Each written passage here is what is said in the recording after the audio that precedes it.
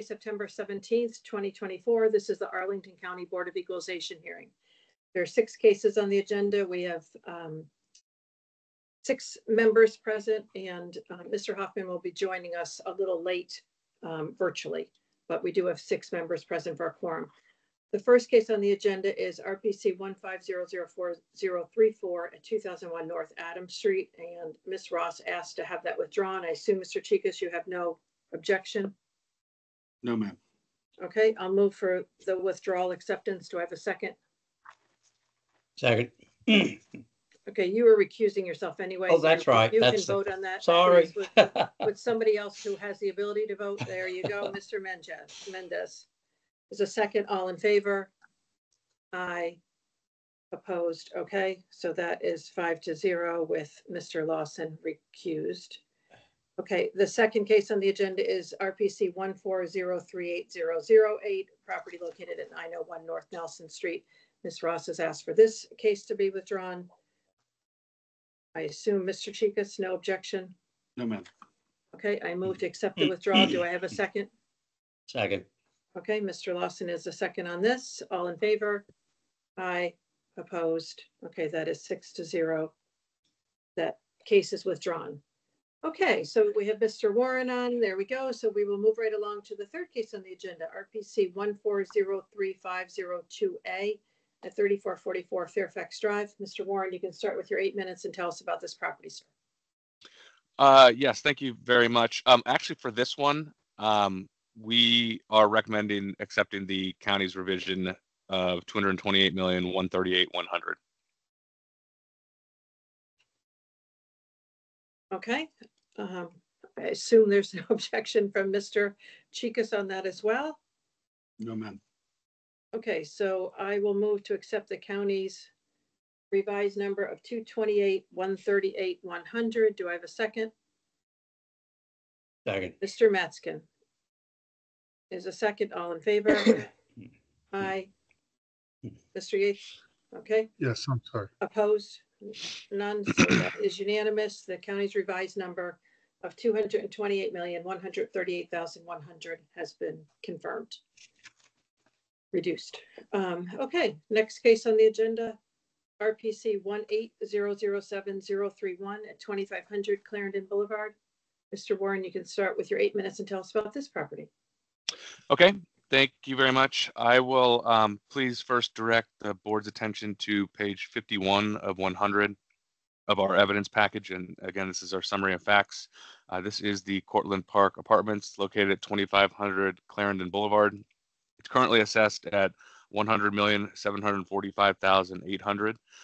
The property was originally built in 1987 and is 9 stories high. It's a 266 unit high-rise apartment community that offers a mix of 1, 2, and 3 bedroom units, and includes a variety of furnished and unfurnished units as well.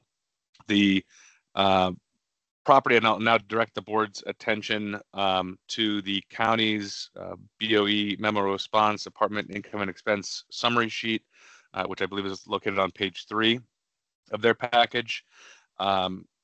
This property is very similar to the properties that we discussed last week that I was here, I think last Tuesday, literally a week ago. This is a very stabilized property. It's experienced low vacancy over the last couple of years. And if you look at columns A, B, C, and E, we have included the last 4 years of reporting income at the subject property, and you'll see the stable operations that have resulted from those years.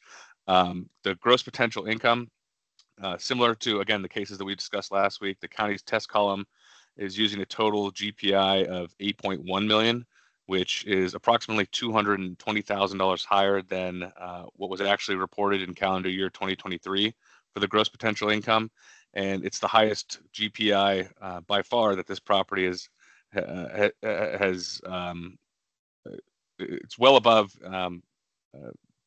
any of the last 4 consecutive years in terms of what this property has been able to achieve in terms of gross potential income. Operating expenses, the county's original operating expense ratio used in column D of 24% was increased subsequently following our appeal and review of the calendar year 2023 information to 26.5% in their test column F. The actual calendar year 2023 operating expenses were in fact 28%, which is $123,000 higher than the county's test column and operating expense used once reviewing the calendar year 2023 financials. The resulting NOI in the county's test column is therefore $125,000 higher than calendar year 2023 NOI, and it's higher than any NOI that's been reported at the subject property in any of the last 4 consecutive years, as you can see on this apartment income and expense summary sheet. The cap rate, you can see that the county also included 2 test columns for column F and column G. In column G, the county appears to be making an adjustment to their effective age to 1997, which followed an inspection of the subject property on August 12th. And following renovations at the property, these renovations were not value add, but to stay competitive within the marketplace. The changes in the cap rate in the county's test column reduces the overall cap rate by 10 basis points. And we'd just like to point out that I believe in prior years, the board has made it a habit to indicate that those changes should be reflective. Any changes in effective age should be reflective the following year of the subject property's inspection. That being said, our indicated value of $85,702,800 we believe is well supported. Again, really what this case comes down to is again the operating expenses.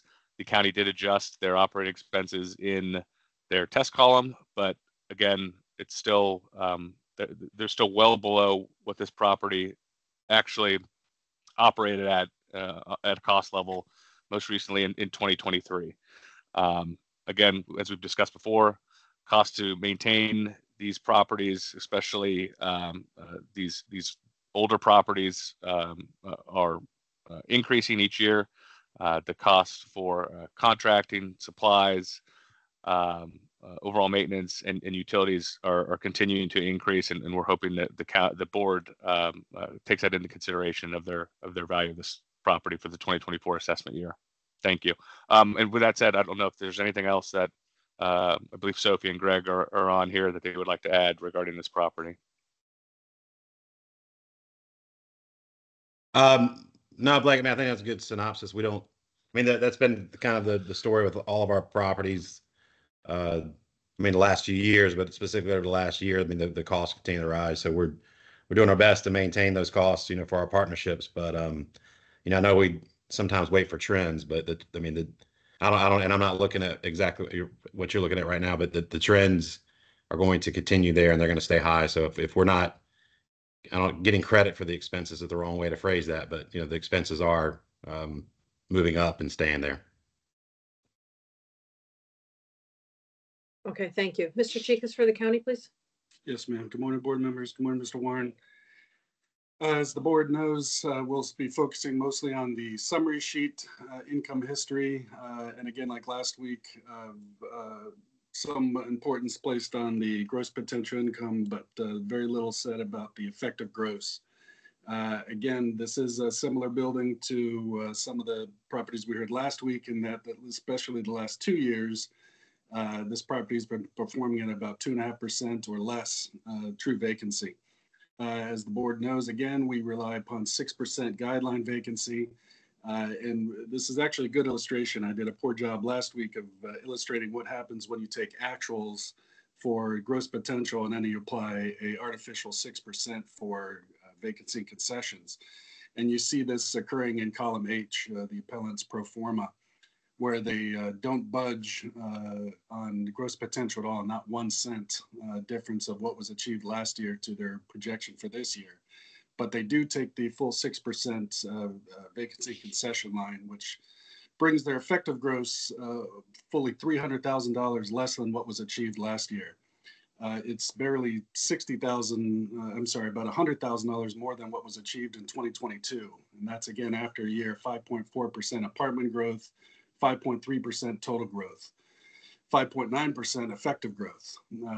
So as we tried to explain last week, when we're using a stabilized vacancy and concession rate that's not being achieved at the property, we of course have to adjust our gross potential rents to get to a effective gross that's in line with what's actually happening and performance-wise at the property.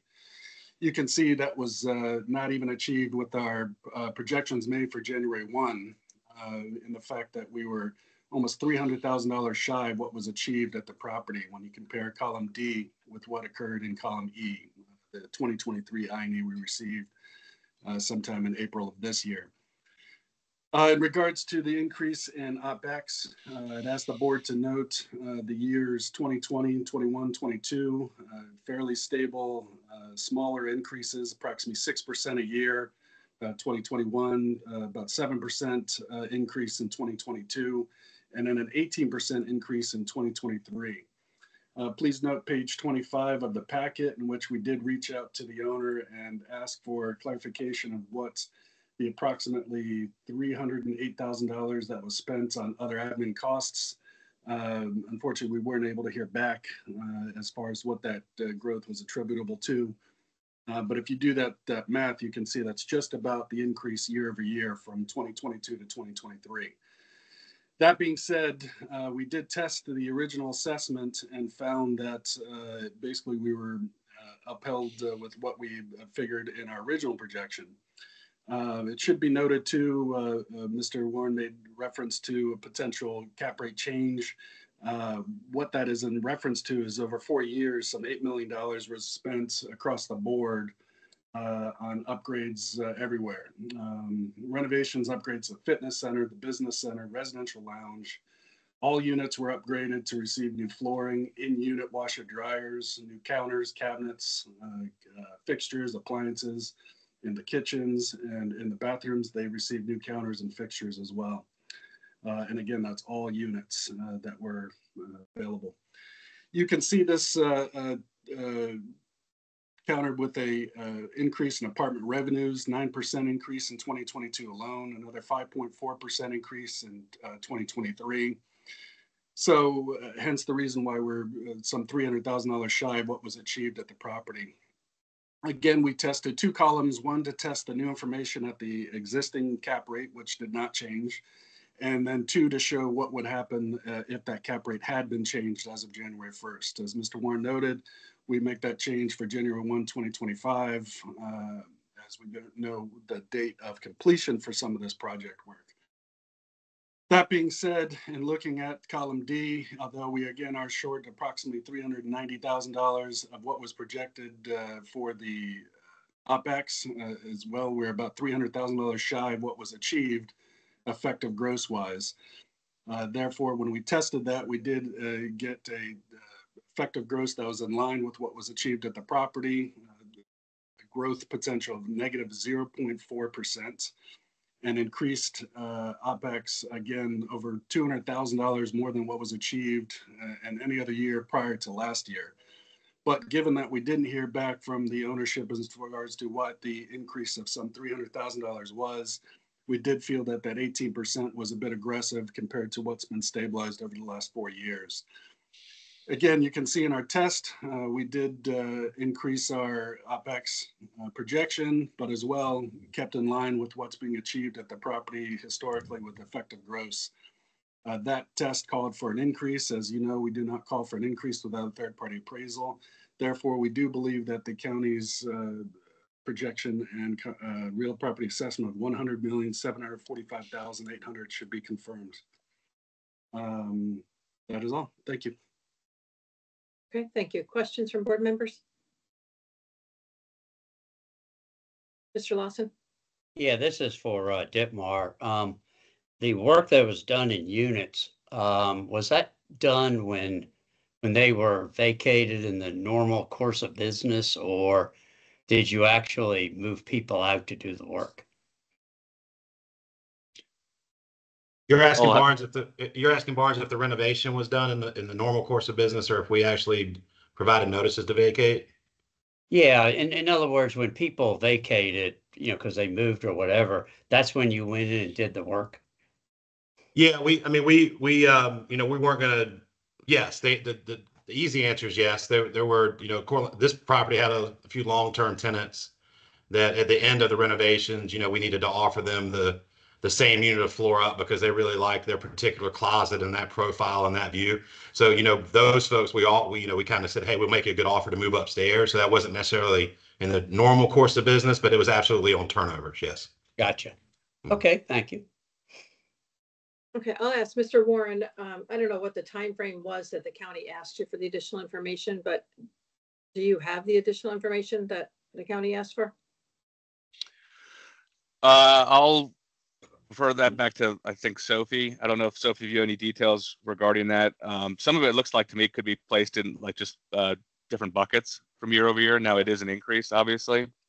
I know marketing costs have gone up, which would fall in that admin bucket as well. But I don't have a detailed breakdown of those expenses in front of me right now. Okay, and when was that asked for? Friday, August 9th. Okay. Other questions? No? Okay, Mr. Cheeketts, if you take a minute to wrap up. Yes, ma'am. Again, a good deal of talk about gross potential income, but again, please do focus upon the effective gross, which you can see our property projection was barely $100,000 over what was achieved in 2022 and a full 300,000 or so under what was achieved in 2023. Even with adjustments made to the operating expense, as you can see in test column F and G, you can see that again, there would be a corresponding increase in the projections made for the effective gross after years of 5% increase and 9% 2022. Therefore, we do believe our 1.7% increase in projection for NOI is fair and equitable, and we would ask the board to confirm our value of $100,745,800. Thank you. Okay, thank you. Mr. Warren, if you take a minute to wrap up, sir. Yes, thank you very much. And again, just to go over the gross potential income, that they're getting to a gross potential income, inflating it above anything that's ever been achieved so that they can offer that 6% vacancy, which is a vacancy that's being applied uniformly across all properties. So the gross potential income is therefore inflated significantly to a point where to levels that has never been able to achieve in the last 4 years. With regard to the operating expenses, as we've previously discussed, costs are on the rise with regard to really across the board, contracting costs, maintenance costs, supplies, utilities, and it's a trend that we're expecting to continue as offered up by Mr. Raines. So again, we're hoping that the board considers the increased operating expenses this property has experienced most recently in 2023, which is $123,000 above what the county is considering in their test column, and again, a trend that's expected to continue moving forward. Thank you. Okay, it's just among the board then. Where is everybody on this? Mr. Lawson? Yeah, I guess I'll go ahead and start. I looked at this from kind of from a couple different viewpoints. One was the vacancy, and you know, should the 6% be applied or not? And you know, I think that the low vacancy of this particular owner, and I guess equity sometimes has a very low vacancy. And I think a lot of that is attributable to who it is. And another owner might not be able to duplicate that. And then I looked at also looked at the expenses, and what I decided to do, and I don't know if anyone else will agree, is I thought that rather than arguing about, you know, should it be 6%, should it be what it actually is, what I did is I just took the operating year of last year, the 5,498,425, applied the county cap rate, and I got a small reduction to 99,070,700. And I thought maybe that was the best way to sort through the conflicting claims. Ironically, that's exactly what I did. So what's everybody else think on it? Mr. Penaranda, or Mr. Yates, or I'm sorry, Mr. Matskin. Thanks. I liked all of the columns in the I&E. They all made sense. Apparently, excuse me, the vacancy guideline is just that, and it should be compared with the actual experience, history, trend of the property, and such that if the history shows much less than the guideline, then the traditional revenue GPI ought to go up a bit to offset it, and vice versa. So I was happy, except that I was not so happy with the almost 9% increase in the assessment from last year to this. And I didn't know how to formulate how to rectify or justify those two conflicting ideas. And I thought Barnes' idea, because it was a good solid one and I would support it. That took longer than I had imagined. Sorry. Okay. Anyone else? Mr. Penaranda? I did a couple things and I got a value, I guess, closer to what Mr. Lawson did, but not just going back to last year. I checked the current assessment and I increased expenses to 28%. And that gave me a value of 99,420 to 34. And I also did check the test column, the first one, with the current cap rate.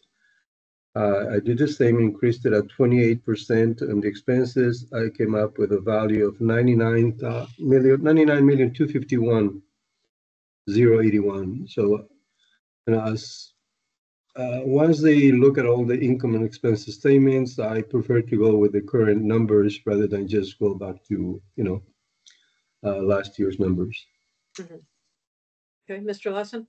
Yeah, that's great, Jose, and I follow what you did. I'll tell you why I didn't do what you did was because I figured that the changing of the year to, which changed the cap rate to 5.45. I looked at it, I thought that would be the appropriate increase in income for the future. That's why I didn't do it the way you did. Yeah, I mean, I didn't use the lower cap rate because normally, like they said, we would normally use that as of next year, but I'm still using the 5.55. Mm-hmm. Okay, Mr. Mendez?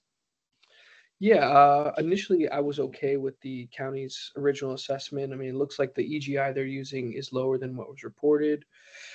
Also, the OPEX was not really explained well. I mean, there's a really big gap in what was reported and what the county used.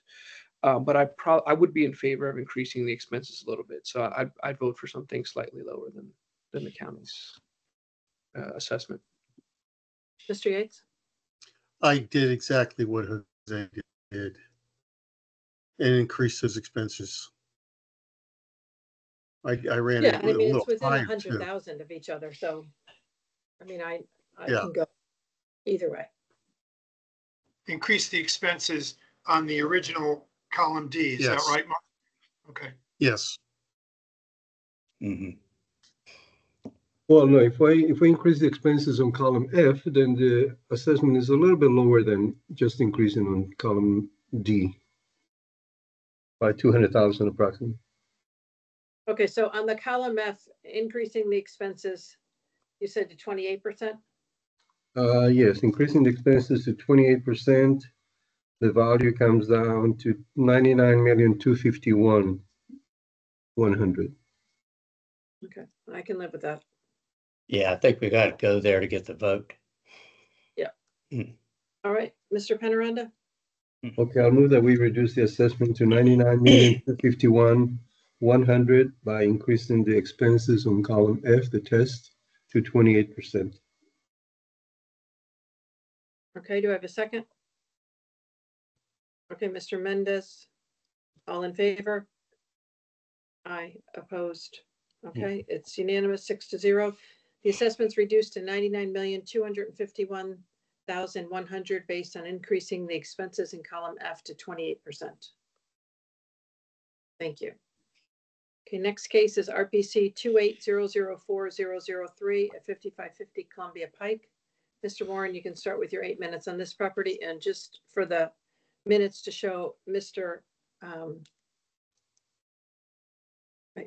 I'm sorry, Greg Hoffman. Mr. Hoffman. I was just like, I was at a loss. I'm looking at you. I'm like, Mr. Hoffman has joined us. So there are now 7 members. I didn't want to call you Mr. Greg. Okay, Mr. Warren, you can go ahead and start with your 8 minutes. Thank you very much. I will start again on page, which is page 43 of 117 of our package, our summary of facts. This is Wildwood Park Apartments. It's located at 5550 Columbia Pike. It is currently assessed at $100,618,700. This is an older high-rise apartment building located in South Arlington. The property was originally constructed in 1964. It's 10 stories high and was most recently renovated in 2003. It consists of a total of 400 apartments with a mix of 1, 2, and 3 bedroom units. Turning now to the county's page 3 of their mixed use income and expense summary sheet. Again, this property is very similar to, again, the last property we discussed. It's a fairly stable property that's experienced low vacancy over the last several years. We have included 4 prior years of reporting income at the subject. The county's gross potential income of $10,376,000 is approximately $500,000 higher than the gross potential income that was actually reported in calendar year 23, and significantly higher than the total GPI that's been reported at the subject in any of the last 4 consecutive years, as you can see in column A, B, C, and E. Operating expenses, the county's operating expense was revised from 37% initially in their column D to 40% in their test column, which is $22,000 below the actual operating expense reported in calendar year 2023. NOI, the county's NOI calculation of $5.85 million in their revised test column is $43,000 higher than the actual NOI reported, and higher than any NOI that's been reported at the property, again, in the last 4 consecutive years. When you, again, look at this property, really what it comes down to is, again, the operating expenses, which are approximately $3.92 million, and based off of what the property's been able to generate a net operating income, which is below any of the last 4 consecutive years. We're hoping that the board considers that fact. Again, this is another property. It's an older property in South Arlington where costs are expected and continuing to go up, and that's reflective in the last couple of years of reporting here.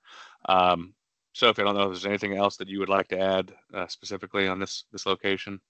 Yeah, one thing I'd like to add and ask the board to consider is, so Wildwood Park is a older property.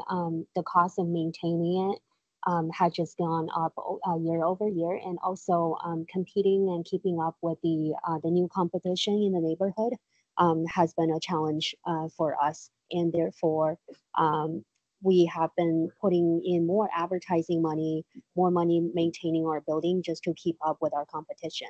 Thank you.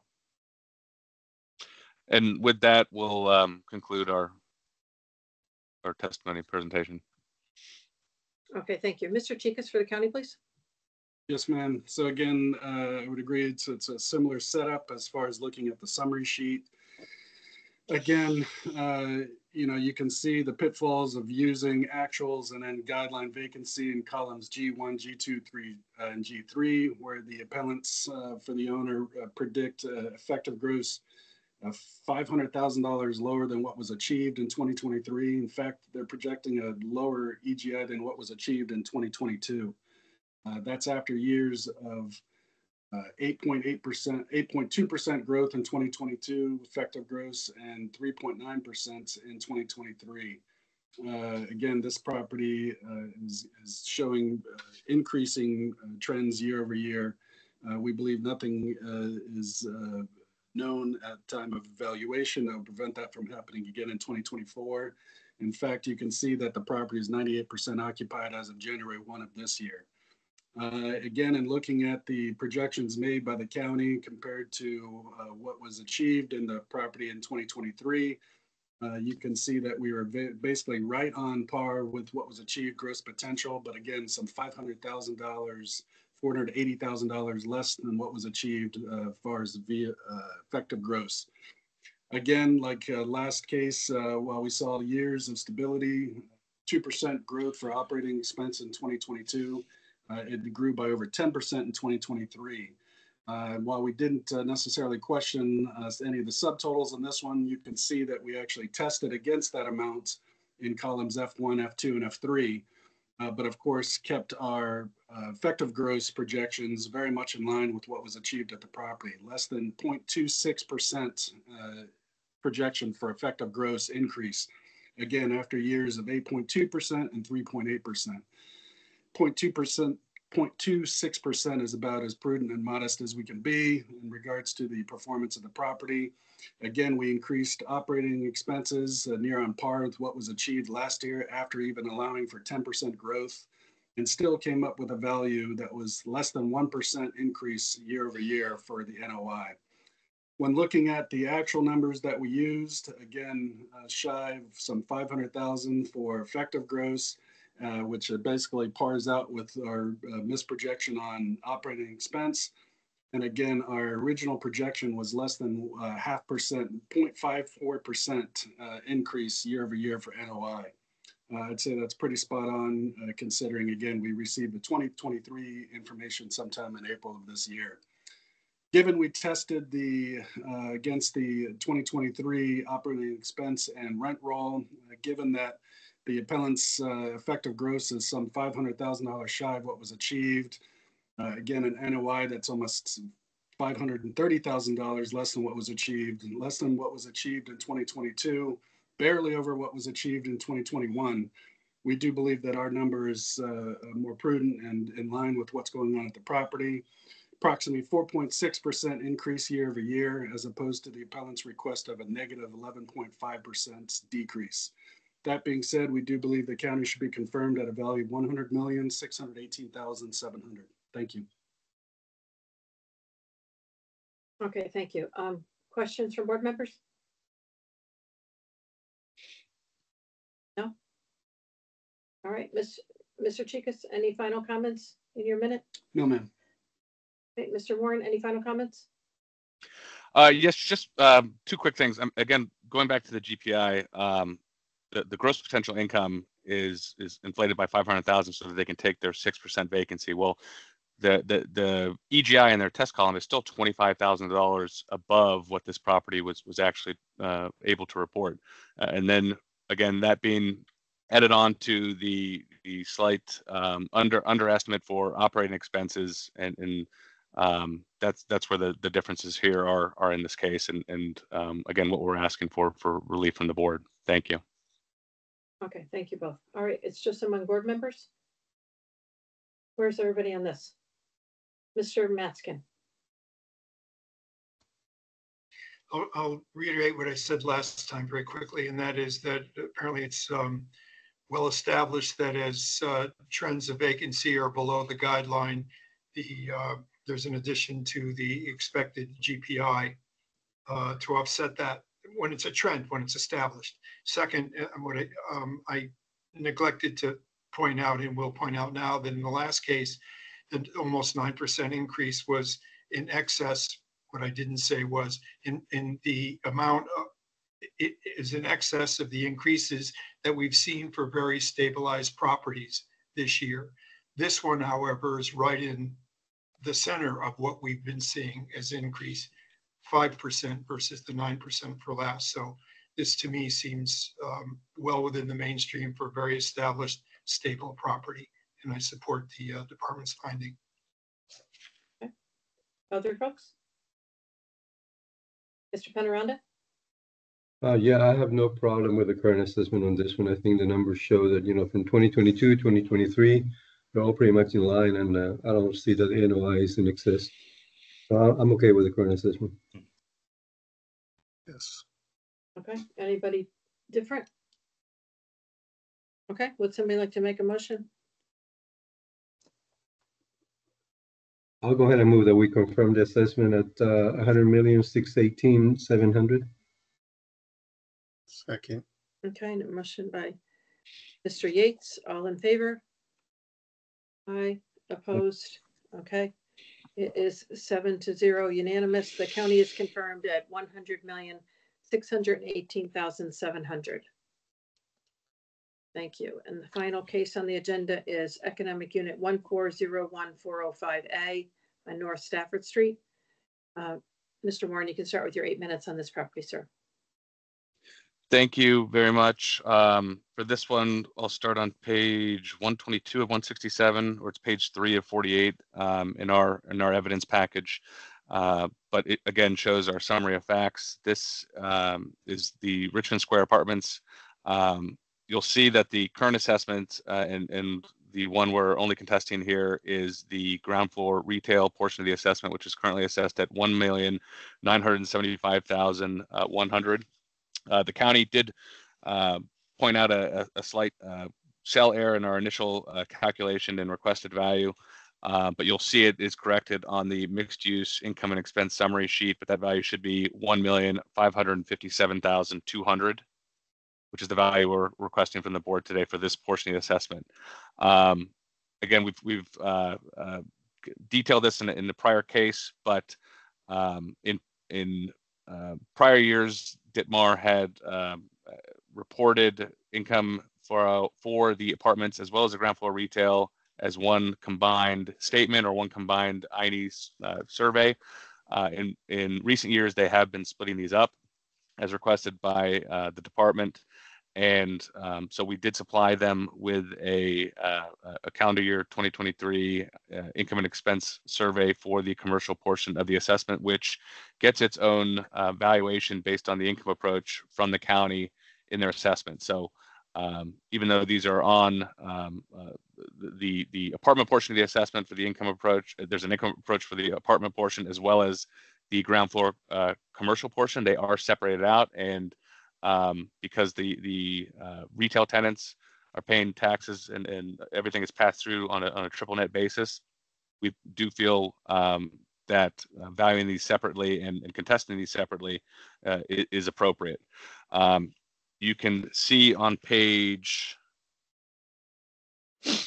124 of 167 or page 5 of 48 is our summary income analysis for the property, and it also includes the rent roll at the property for the commercial retail as of 1/1/2024. We use the actual base rent for the commercial portion of $119,515, as well as the other income and pass-throughs totaling $19,200 to calculate our total GPI of $119,515, which is about $56,000 less than the county's total GPI estimated for the commercial retail portion of the assessment of $176,560. The county did apply their 7% vacancy rate, which we also applied, which is recommended by the county's own income assessment guidelines for general commercial retail. That's classified as 211. The operating expense recommendation would indicate a 15% operating expense and then a 7.3% cap rate, which we've also utilized here in our analysis to calculate our final requested value of $1,557,200. The county's underestimating the operating expenses as indicated by their guidelines, and are using a 13% operating expense ratio or $21,561 before capitalizing at the 7.3% cap rate to calculate their total fair market value assessment of $1,975,100 or $613 a square foot for the commercial valuation assessment of the subject property.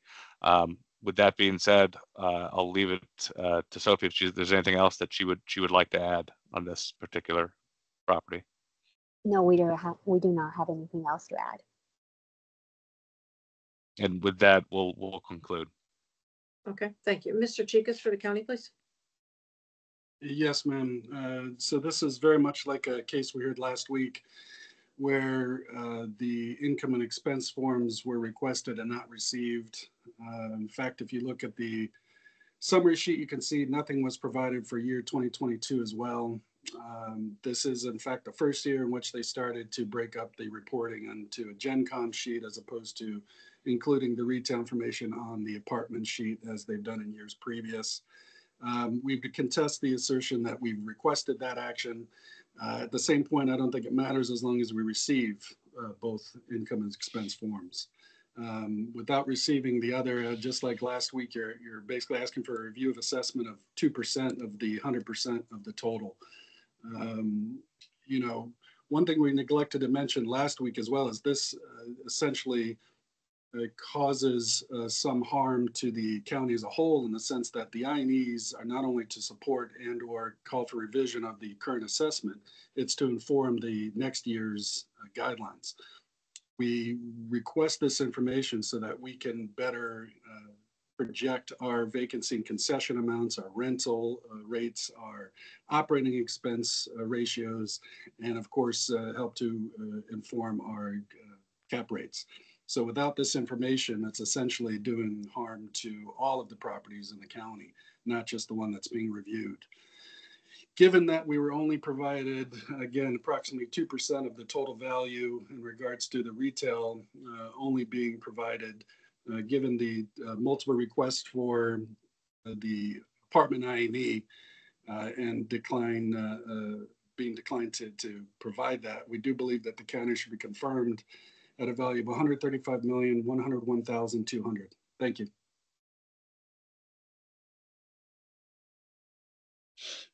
Okay, questions from board members? Mr. Mendez. Yeah, for the appellant, I'm just wondering, under the reported amount on the GPI, 101,611 was reported, but a higher number was used in the column F3. I'm just wondering if something changed or why the reported number was lower compared to what was used. So what was you talking about? What was reported in the INE, the survey? Correct. Yep. Mm-hmm. Correct. Yeah. So that was what was reported in calendar year 2023. So the way, and maybe I should have clarified this a little bit better. What we took the rent roll and what they were expected to pay in rent as of 1/1/2024, which is on page 124 of 167, shows the breakdown of the monthly rent and as well as the pass-throughs, and that's how it was calculated. So there's a slight increase from the calendar year 2023 reporting. Okay, thank you. Okay, Mr. Metzger. First, kudos to the appellant for breaking it out this year. I wish more owners of large mixed-use properties would break it out and make the department's job a lot easier, and therefore probably the property owners, plural, jobs easier. But I would reiterate that not having the apartment INE income for this year is going to make everybody's job tougher last year, which leads me to specifically and directly to my question: why was nothing submitted for in 2022? What happened there for the appellant? There was no appeal filed, and there was no issue with the current assessment, so nothing was submitted. But now, let me be clear, and I'm not critical or judging one way or the other.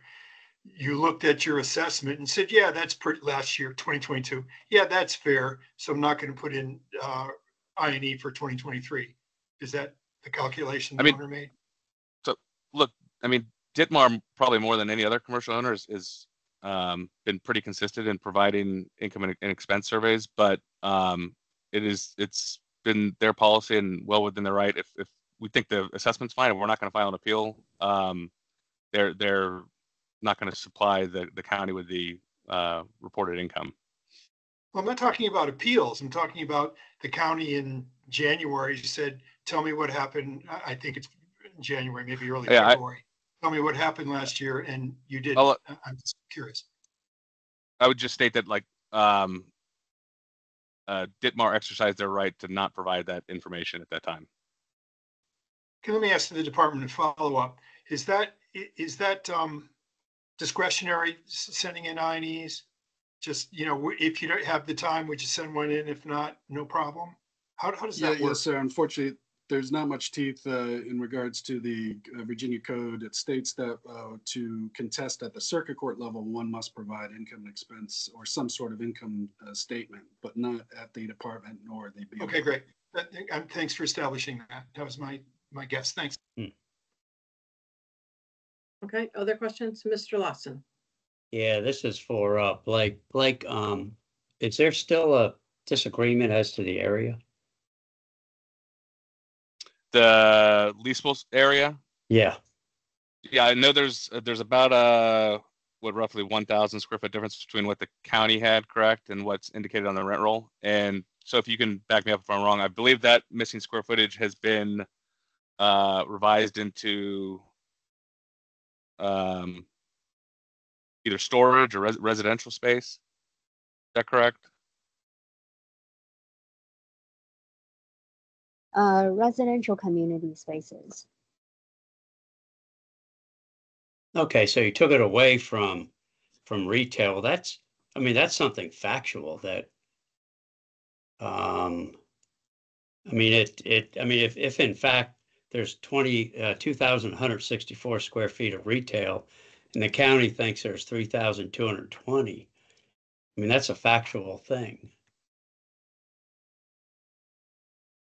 Is that right, Chris? Do you agree or disagree or? Restate the question, Mr. Barnes.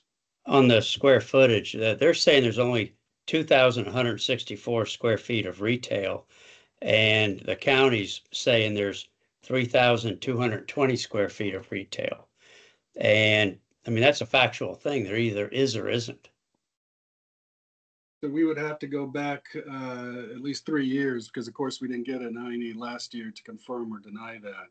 So if we're using established square footage from previous years that was supplied, that is something we'd want to take a look at to contest that potentially. Let me ask you this, Chris, if let's say they got an architect, because I see this, we've seen this several times. What if they had an architect certify the amount of square footage? Would the county accept that and adjust their records? I'm not even sure it would take a architect as much as it is just a rent roll that we could verify against. Yeah. Precedents. Okay. That's my question. Thank you. Okay, other folks? No other questions? Okay, Mr. Chicas, if you take a minute to wrap up. Yes, ma'am. So again, there's been some pains to portray this as two separate properties, when in fact it is not. The tenants for retail, of course, are essentially tenants of the owner. And so adjusting the one component to benefit their tenants, as opposed to essentially the taxes that may be applicably due based on the performance of the property vis-a-vis the income approach to value, are essentially being ignored. And again, when you're talking about a property with some 9 digits of value, that's a big difference to overlook, especially now it's its second year of not reporting income. That income, as the board has seen, especially in my time in presenting cases, can go up, down, or stay the same. But without that information, there is no review of assessment to be had. We would request that the board look upon that as essentially a withholding of information that would be used either to confirm or potentially revise the assessment. But without the information, no review of assessment can be made. We do believe, based on our request for this information and the decline or lack of providing that, we do believe that the information that we had as of January 1st should be upheld, and the value of $135,101,200 should be confirmed. Thank you. Okay, thank you. Mr. Warren, if you take a minute to wrap up, sir. Yes. Again, the retail component is separated in value. There's a separate income approach for that value. This, in addition to that, the reporting has been separated out. And because the tenants are responsible for the real estate taxes, we feel that they should get a say in how much taxes they should be paying. So I think it is valid to be able to look at this and value this on an individual basis. We've included the indicated financials that you would need to help value such a property. We have the 1/1/2024 rent roll for the commercial space and what the tenants are paying as of 1/1/2024, as well as what they most recently paid in base rent and pass-throughs and expenses in calendar year 2023 with the submission of the I&E survey. So again, we're hoping the board considers this on its own merits. Thank you. Okay, thank you both. All right, it's just among the board. Mr. Lawson? Yeah, I wish I'd asked this question, but I didn't think of it soon enough. You know, a lot of commercial leases allow a tenant to file an appeal of the real estate tax because of the fact that it's passed through. And I was just trying to think this through. So if a tenant does want to challenge the amount of the tax that they're having to pay and it's being passed through, and let's say the lease requires the landlord to sign off on it, but then does the tenant have the right to demand or have access to the balance of the landlord's financials, including the income from the apartment side? I'm not sure that they can require that. And I don't know. I was thinking it through, and I'm thinking that perhaps we ought to allow the a partial appeal because it is broken down. And yet on the other hand, I can see the county says, well, we're also looking at this as a totality. So I guess I'm kind of got mixed feelings on this, and I like to see what others think. Mr. Penaranda? I kind of disagree with that, Mr. Bard, Mr. Lawson, because I mean, for all the years that I've been on the board, more than 20, I don't recall a tenant coming up and appealing just their part. And what's going to happen later? Are we going to just take affordable housing portion on appeals and not the rest of the retail or normal apartments? And we're going to be separating. I think it should be assessed as a whole component. It's a whole unit that is being assessed. And I think, by not providing income and expense statements, they're just hurting themselves. I don't see why or how we can just do partial assessments of this. Yeah, I'm curious. Greg, are you part of this? Have you joined us? I'm here, and I would say for something with retail that's this simple, right? It's like there's 2 suites. We should be able to do a back of the envelope on the face rents and the parking income to the landlord and just come up with a value on it without seeing everything. Where it gets complicated is where the retail is like a huge component, and it's an operating mixed use, like something in Pentagon City where, there's a lot of retail.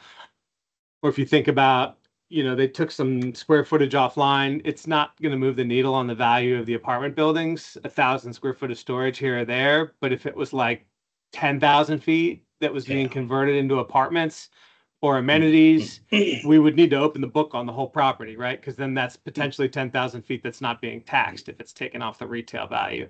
So I guess for this particular case, if we're just going to focus in on this one, I would just, it seems pretty simple to be able to take what the face rents are, what the income the landlord sees from that, plus the parking and garage income, which is $550 a month, and just cap it out at 7.3 and come up with a value for the retail. I don't know what we kind of complicate it by trying to figure out what the operating expenses are, but all that stuff just passes right on through to the tenant. So the only thing the landlord is going to see as NOI is the monthly rent and the garage charges. That's it. So that's what these 2 stalls contribute to the value of the property owner. Right. I guess my only problem with it's an economic unit and to be equalized with all the other properties that we're assessing. They're equalized as one. And this is part of a group of, RPC numbers. I think it's difficult to pull this out and just say, well, this one's easy because it's small and we can look at it, because then we get into a slippery slope. Well, the next one's just a slightly bigger, and then it's a little bigger. Where do we draw the line with that? Like, to me, I think we've got a system in place. It's an economic unit.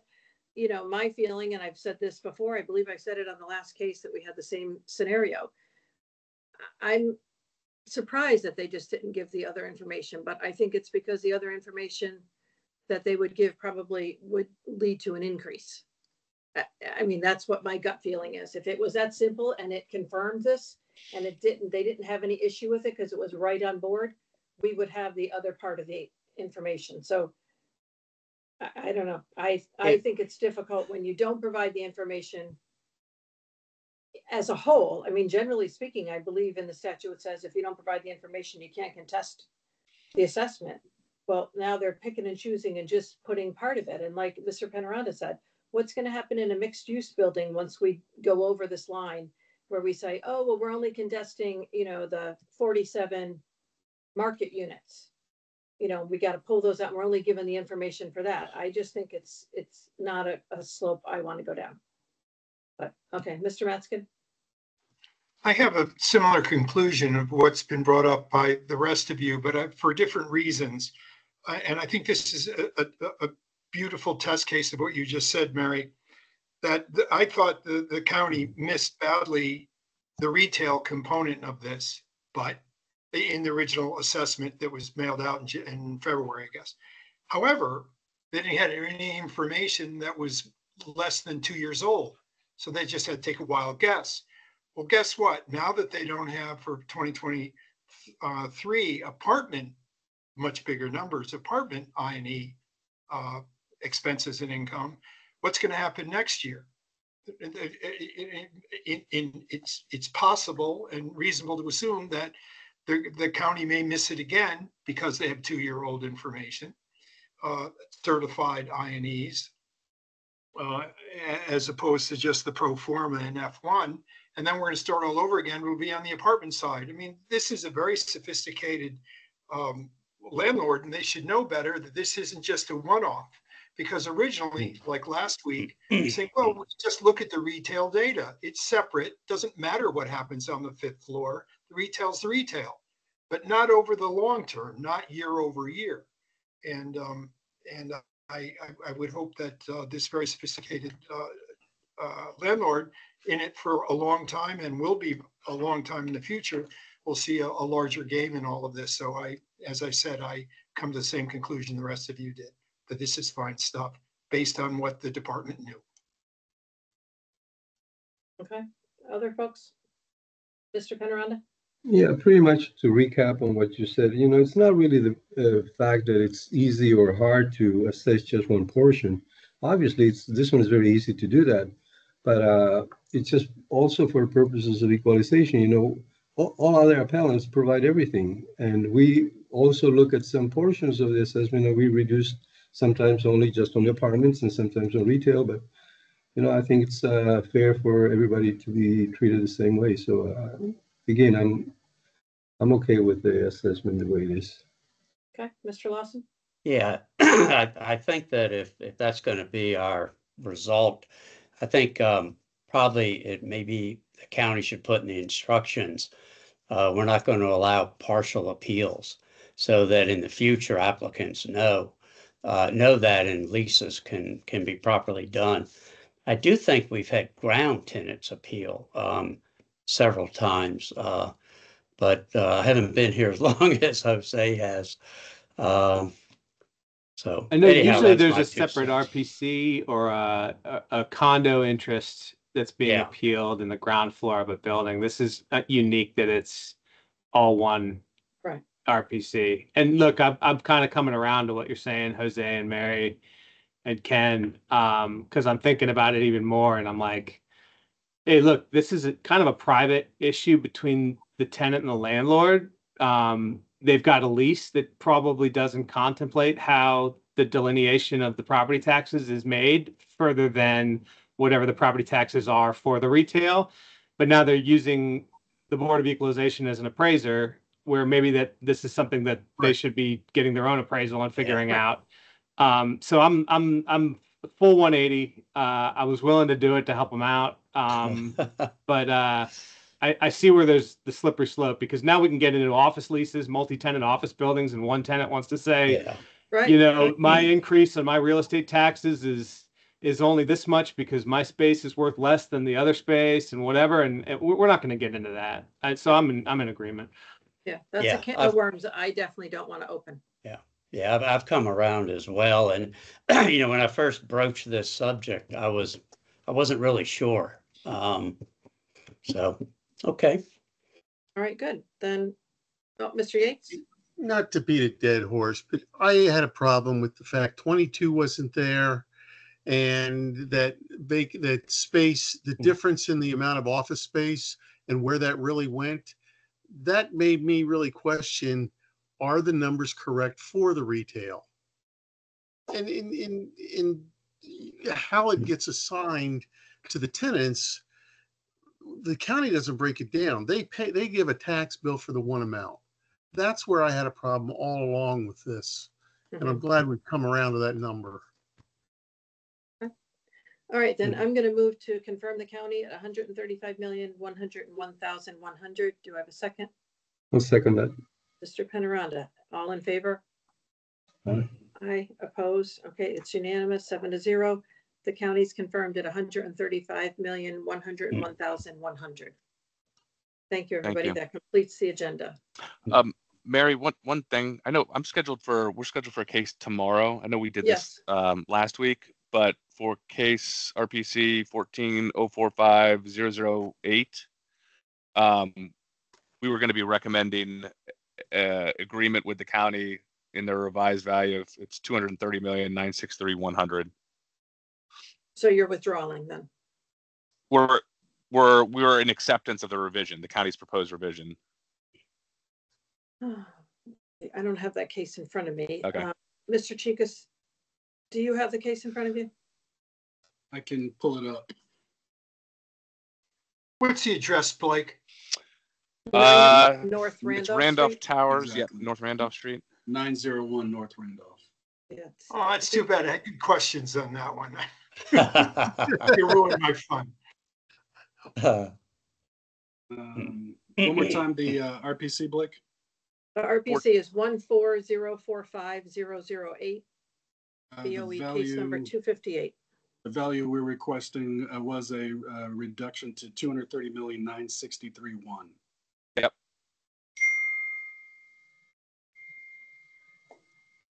Okay, the only problem with that is the board doesn't have to accept that, and they got to vote on that. So I don't want to put people on the spot right now if not everybody's read the case to accept it. So unfortunately, okay. if you were going to totally withdraw it, that would be one thing, but I know it was slightly different than the one last week, so I just thought I'd bring it up. right, but But I'll again, notify Rosa. yeah. Yeah, I would appear tomorrow. So Okay. Okay. Okay. All right, that completes everything here. Then we will stand adjourned at 10:04. Reconvene tomorrow morning, Wednesday, September 18th, in person for board members, 9 a.m. And that will do it. And then obviously case number 2, everybody, when you're reading it, if you're reading it tonight, you'll know that the appellant agrees with the county's recommended number. All right. Thanks, everybody. Thank you, everyone. Thank you, Blake. Thank you. Thanks, Chris. Mhm.